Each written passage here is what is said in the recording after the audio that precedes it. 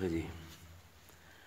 أعوذ بالله من الشيطان الرجيم بسم الله الرحمن الرحيم اللهم صل على محمد وعلى آل محمد كما صليت على إبراهيم وعلى آل إبراهيم إنك حميد مجيد اللهم بارك على محمد وعلى آل محمد كما باركت على إبراهيم وعلى آل إبراهيم إنك حميد مجيد بسم الله الرحمن الرحيم وعن عائشة رضي الله تعالى عنها قالت دعي رسول الله صلى الله عليه وسلم إلى جنازة صبي من الأنصار فقلت يا رسول الله صلى الله عليه وسلم طوبى لهذا عصفور من عصافير الجنة لم يعمل السوء ولم يدرك فقال أو غير ذلك يا عائشة إن الله خلق للجنة أهلا وخلقهم لها وهم في أصلاب آبائهم وخلق للنار أهلا خلقهم لها وهم في أصلاب آبائهم. دا باب چې دی نو دا د تقدیر په مفهوم باندې پوهه کولو والا احادیث باندې مشتمل دی. نو په پرونی درس کې موږ زده کړه چې د ایمان یو جز چې دی نو هغه دا چې په تقدیر باندې به سړی ایمان راوړي. تقدیر دی ته وایي چې دا به پوخ یقین ساتي مسلمان چې د سکړه ولدي الله تعالی تر دې علم دی حتی دا چې د آدم علیه السلام د پیدا کېدو نه مخکې چې کوم کتابونه نازلېدو والو تورات زبور انجیل قرآن د هغې کتابت چې دی نو د هغه د پیدایش نه مخکې شوی په هغه وخت کې چې دا ځمکه په اوبو باندې مشتمله وه صرف ټوس شکل یې نه و مایع شکل یې و. د هغې وخت نه د الله تعالی د منصوبې مطابق د انسانانو دا دوه ګروپه دا یو اهل الجنه او یو اهل النار د دې فیصله شوې ده. رسول کریم صلی الله علیه و آله وسلم احادیث چې دی نو هغه زمونږ او ستاسو د دې عقیدې د مضبوطی ساتلو په غرض باندې حضرت عائشہ رضی اللہ تعالی عنہ چې ام المؤمنین داغه فرمایي و یو ځل په انصارو کې یو ماشوم مړ شو نو پیغمبر علیہ السلام ته جواب راولېږو چې جنازه وکړي. نو جنازې له راوغوښتې شو نو چې پیغمبر علیہ السلام جنازې له لاړ راغی نو مات ورته ووایي چې د دې ماشوم خو مزید د جنت چڼچڼه وه ماشوم ګناهونه لا نه کړي دا خو د جنت د مرغونه یو مرغۍ وه نه ګناه کړې وه او نه ګناه د ده خواله راغلی وه. نو پیغمبر علیه السلام راته وویې چې د دې نه علاوه نور څه وی که خبره دې ختمه شوه. وی ما ورته وویې بس دی نو. وی رسول الله صلی الله علیه وسلم راته وویې چې ان الله خلق للجنة اهلا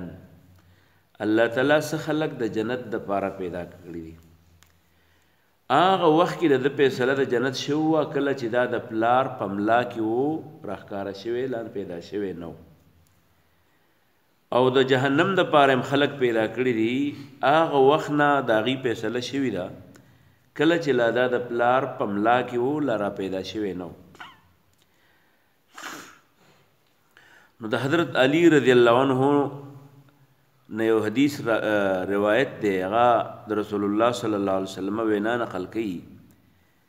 چې د هر چا د جهنم د فیصله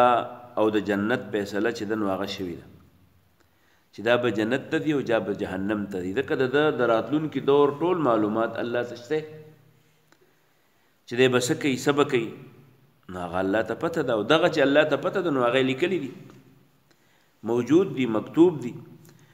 نو موږ وی چې یا رسول الله صلی الله علیه وسلم بیا خو خبرو عمل ته ضرورت نشته بس چې سړی جنت او دوزخ دپاره پیدا دی نو بیا پکې خبرې ته ضرورت شي بیا خو زمونږ د عملونو ته او زمونږ د نیک اعمالو او بد اعمالو څه حیثیت پاتې نه شي. نو پیغمبر علیه السلام راته وی چې نه عمل وکړې ځکه چې د جنت والا نښې دا دي چې هغه به د جنت اعمال کوي او د جهنم والا نخې دا دي چې هغه د جهنم اعمال کوي، جهنم والا خلکو اعمال کوي. نو چې کوم سړی جنت ته تلو والا دی نو هغوی ته د جنت بوتلونکو اعمالو توفیق میلاویږي، او چې کوم خلک جهنم والا دي نو هغوی ته د جهنم والا د عمل توفیق میلاویږي. او بیا دا آیت اللستو چې اما من اعطا واتقا وصدق بالحسنى فسنيسره لليسرى، چې کوم سړی د الله تعالی د توحید د عقیدې تصدیق کوي، خپل صدقات ورکوي، زکات ورکوي، او د جنت او د جهنم تلونکو اعمالو په نتیجې کې د جنت د تلو تصدیق کوي، نو پس نيسره لليسرى هغوی ته موږ آساني ورته نیکو اعمالو ته پیدا کوو. نو پته ولګېده چې د نیکو اعمالو توفیق هغه چاته میلاویږي چې هغه نیک عمل په نتیجې کې د جنت د تلو مستحق وي، نو هغه ته د نیکو اعمالو توفیق میلاویږي. دا یو زنا د زنا الله تعالی منع کړی ده او په هغې باندې سزا هم مقرر کړې ده. حضرت ابو هریره فرمایي رضی الله عنه چې رسول الله صلی الله علیه وسلم فرمایل چې هر بنی آدم چې دی نو هغه خپله حصه زنا کوي، خپله حصه زنا کوي. زنا خو مشهور او معلوم عمل دی چې په هغې کې یو نارینه د پردي کور چاردیواري پامال کی او د پردي کور عزت لوټ کی، یا یو زنانه د خپل چاردیوارۍ نه بهر وځي او د خپل پلار، د خپل رور، د خپل خاوند، د خپل بچي عزت او ناموس ته اور ولګي او د چاردیوارۍ نه بهر ځان لا د بل چا سره تعلقات جوړ کړي، دغې ته زنا وایي. نو په دغې باندې خو سزا الله مقرر کړې ده چې دا به رجم کېږي که شادي شدی او کوړی به خوري که غیر شادي شدی. خو د دې نه علاوه هم د زنا قسمونه دي چې هغې ته دواعي زنا وایي، د هغې په وجه باندې سړی زنا طرف ته راځي. هغه کوم اعمال دي؟ نو رسول الله صلی الله علیه وسلم وفرمیل دا سترګې دي. سترګې په سترګو باندې خلک د یو بل سره معلوماتو کې یو بل وویني، یو بل یې خوښ شي، د هغې په نتیجې کې بیا زنا طرف ته لاره واره شي. نو په زنا العین النظر د سترګو زنا چې دا نو دا قتل را قتل دي. ځکه خو پیغمبر علیه السلام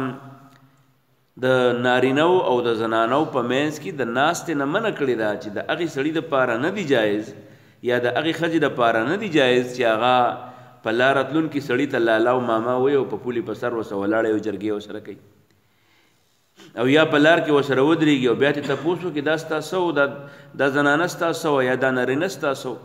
نو د لارې نه به دا زمونږ د پلار د نیکه د زوی د وراره د خورۍ سانډو و، اوس اوږدې اوږدې قصې به کوي. نو دا چې مخامخ یو بل ته وکتل نو دې سړي هم زنا وکړه، دې سړي هم زنا وکړه. وزنا اللسان المنطق او د دې ژبې هم زنایي. بعضې سړی په ژبه زنا کوي، د ژبې نه د زنا خبرې کوي او خوند یې اخلي،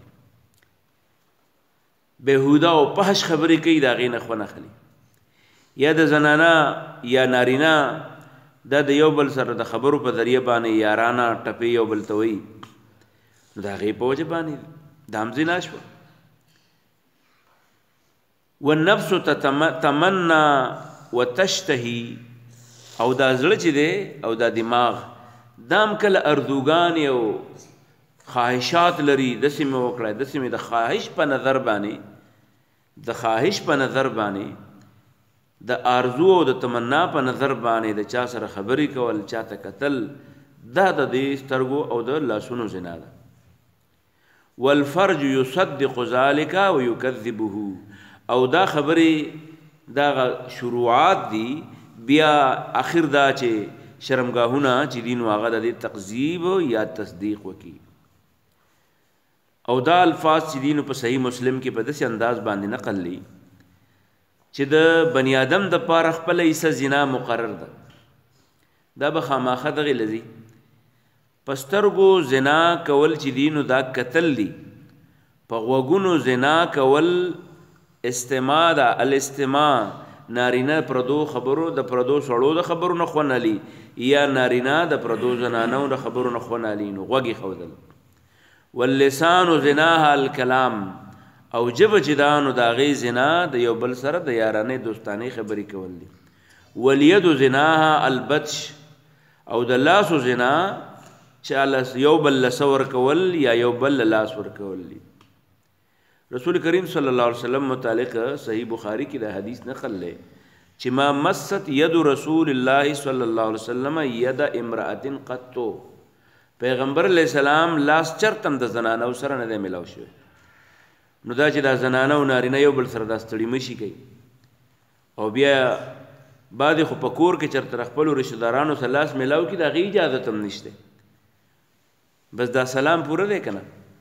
سلام نه بغیر لاس ورکول چې دي نو دا د زنانه او هغې چاله یا د نارینه او هغې چاله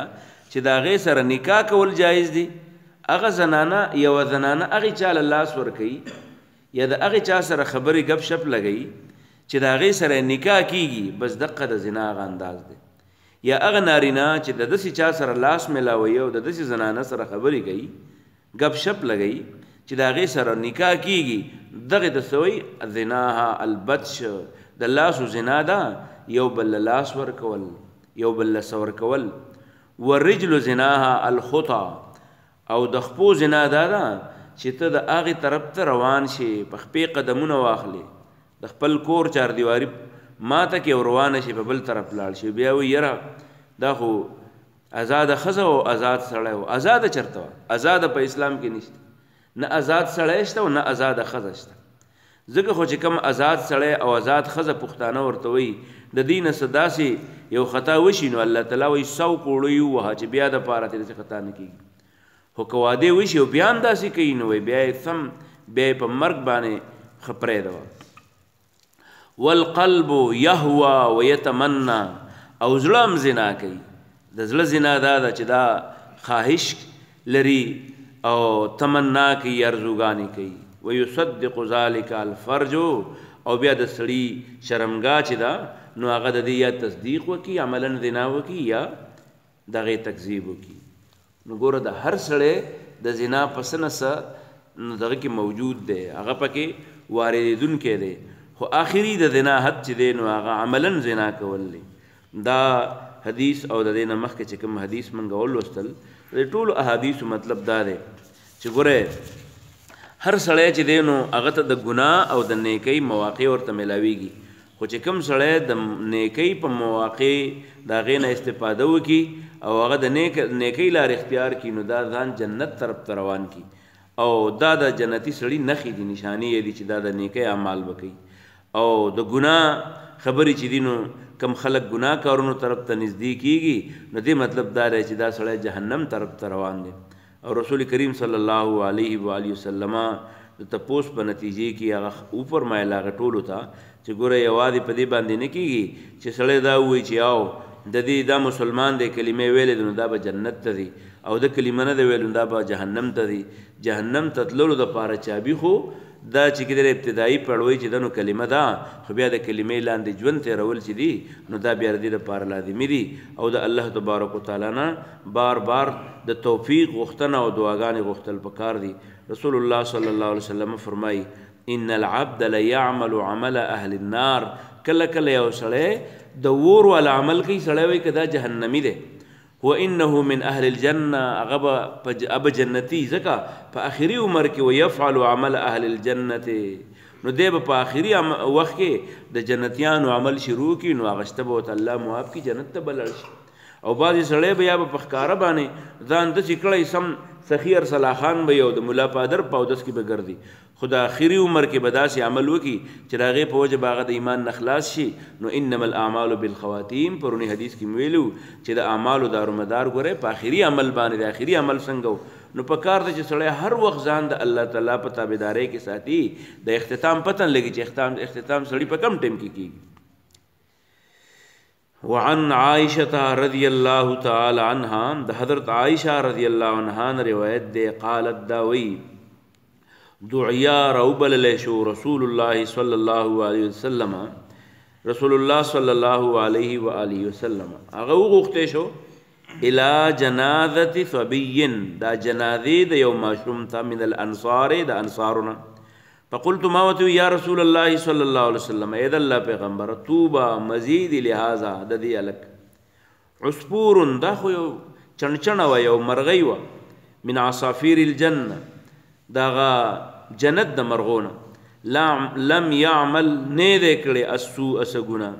ولم يدركه او نه دا ګناه د مندلده فقال نو پیغمبر علیہ السلام راتوی او غیر ذالک د دې خبرې نه علاوه نور سوي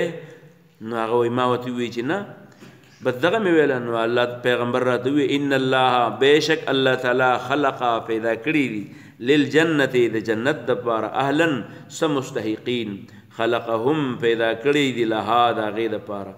وهم او دوی پی اصلاب پملاگانو آبائهم د پلارانو کیو یعنی د مور رحم ته منتقل شوی نو وخلق للنار اهلا او الله تعالی پیدا کړی د ور د پاره سم مستحقین خلقهم لها چې دای ته پیدا کړی د غې د پاره دي وهم فی اصلاب آبائهم او د مور پلار په ملاگانو کیو ورپسې حدیث د حضرت علی رضی الله عنه روایت دی هغه فرمایي وعن علی د حضرت علی نے روایت دی رضی الله عنه قال دی وی چې قال رسول الله صلی الله علیه وسلم فرمایلی دی رسول الله صلی الله علیه وسلم ما منکم نشت پتاسو کی من احد سوک الا مگر وقد كتب لکلی شوی دا مقعده دا ټکانا من النار د ورنا ومقعده او دا ټکانا من الجنه د جنتنا یی ول جنت لیکلی یی ول جهنم لیکلی قالوا ملغری وتوی یا رسول الله صلی الله علیه وسلم اے د الله پیغمبر افلا نتکل منګیست پدې باندې اعتماد ونکو علی کتابنا په خپل تقدیر وندعو او پریږدو العمل استعمال قال نو پیغمبر علیہ السلام راتوی اعملوا عمل کوي منځونه او د سونه کوي فکل هر سړی چې د